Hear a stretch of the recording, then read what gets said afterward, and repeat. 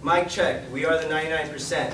Occupy Wall Street, Kony 2012. All phrases like these, much of you haven't probably heard previous to a year ago. But today, you guys probably know all of these phrases, and it can be due to the ease and speed of social networking technology today. These types of technologies have allowed students like you, looking back at me right now, to become activists with just a click of a button. I'm here today to shine some light on recent mass movement culture in America and the influences social media technology has had on it, and possibly and probably instigated the uprising and the demise of two more specific movements, Occupy Wall Street and Kony 2012.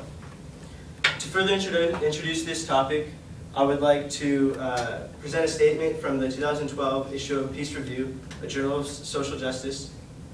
The new forms of media are emerging can involve the public as both consumer, producer, engaged individuals such as communities, societies at speeds and on scales that were previously impossible. So now I'm going to start introducing this topic and explaining it by introducing Occupy Wall Street. As many of you may know already, Occupy Wall Street is a individual-based, community-based uprising movement that started in New York City.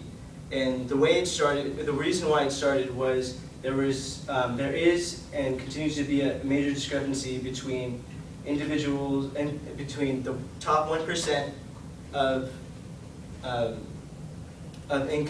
gross income individuals and the rest 99% of gross income individuals in America. And to further emphasize this gap that has only been a relative occurrence, I'd like to introduce a statement by Amy Dean explaining in the spring 2012 issue of the Harvard International Review, for most of the last century, wages and productivity, the key measures of the economy's efficiency, have risen together.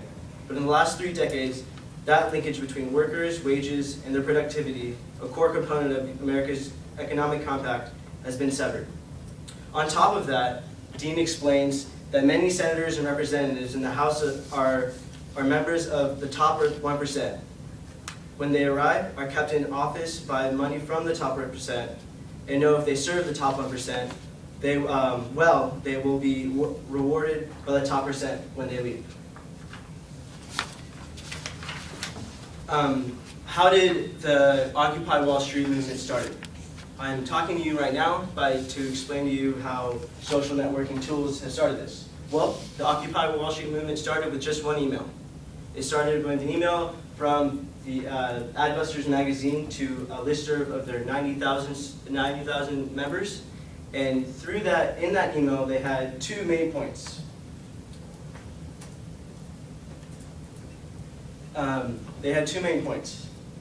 Occupy Wall Street and a date, September 17th.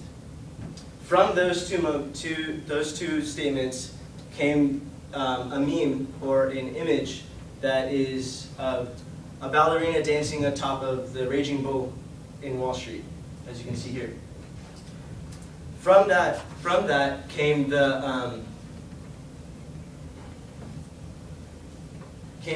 small general assemblies that led up until the September 17th meet date in front of Wall Street.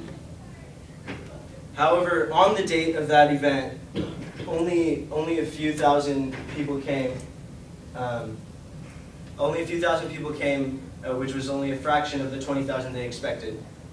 From the dates of the September 17th, 2011 meeting until later on, there were various, they marched to occupy Zuccotti Park in New York, and once they did, there were a lot of arrests. And these arrests brought media attention, and this media attention brought more people, and more people brought more arrests.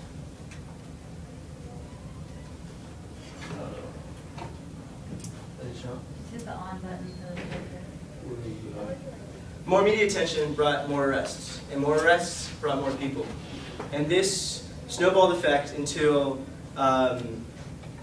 major activists started coming to Zuccotti Park, and it became known as the Occupy Wall Street Collective. And in that collective, there were individual groups and communities of people that are focused for every single part of their part of the movement. This had a major effect. This was starkly instigated by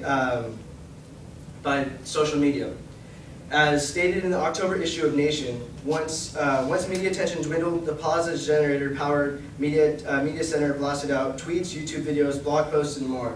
After 2 weeks, they had 10,000 people. Is it not working still? It's still warming up. Okay. Well, so I'm just going to continue on to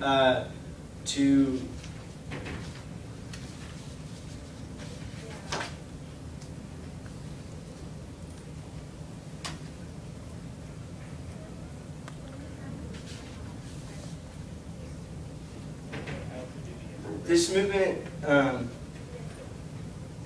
movement was instigated by social networking, and it also had its demise in social networking as well. Like I said, networks like Twitter, Facebook, Vimeo,